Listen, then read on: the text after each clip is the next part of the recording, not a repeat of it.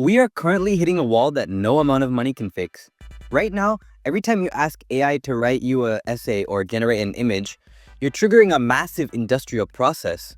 By the end of this decade, AI could consume as much electricity as a medium-sized country. We've spent 70 years perfecting digital computing by forcing billions of tiny switches, called transistors, to flip between 1 and 0. It's precise, but it's incredibly dumb. To simulate even a simple physical system, a digital computer has to do trillions of calculations. It's like trying to describe the taste of an orange by only using a list of chemical formulas. The problem isn't the software, it's the silicon. And the solution really isn't a faster chip. We have to move to a different type of physics. Look at a soap bubble. To the digital computer, calculating the exact surface area and tension of that shape is a nightmare of calculus. But the bubble, it just solves the equation instantly by existing. This is the core of physics native computing. In this new world, we don't simulate math.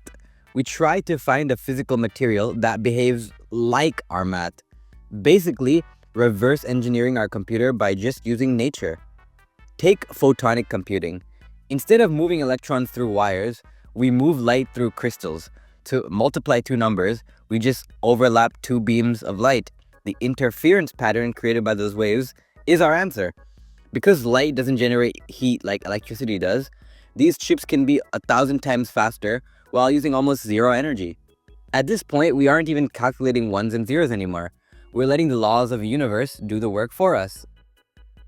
So basically, nature does the math for us. We don't actually have to compute. We can allow the world to exist and do our work. If you think that sounds like science fiction, look at something called reservoir computing. In a famous experiment, scientists use a literal bucket of water to perform complex speech recognition. They fed sound waves into the water and measured its ripples. Because water follows the laws of fluid dynamics, it processes the sound wave naturally. The ripples were the computation. This liquid brain was able to identify spoken words just as well as a digital chip, but with virtually zero processing power. This is how your brain works. Your neurons don't calculate math, they react to chemistry and physics. We're finally building machines that think like biology, not like calculators.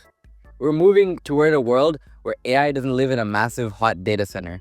It lives in your pocket, on a chip that kind of runs on the same amount of energy as a light bulb. The digital age was kind of a detour. We are moving from forcing machines to think to allowing nature to compute for us. Nature is our greatest friend, it always has been. It is really hard to get the deep intuition of this topic without a 15-minute video. But honestly, if you've stuck to the end of this video, I know that you love physics as much as I do. And I am so proud of the way that we can always take a step back and know that all we actually have is the world. So why not just use it? If you guys enjoyed this video, consider subscribing. It helps me make videos like this as often as possible. Be curious like a child, the world needs more of it. Bye!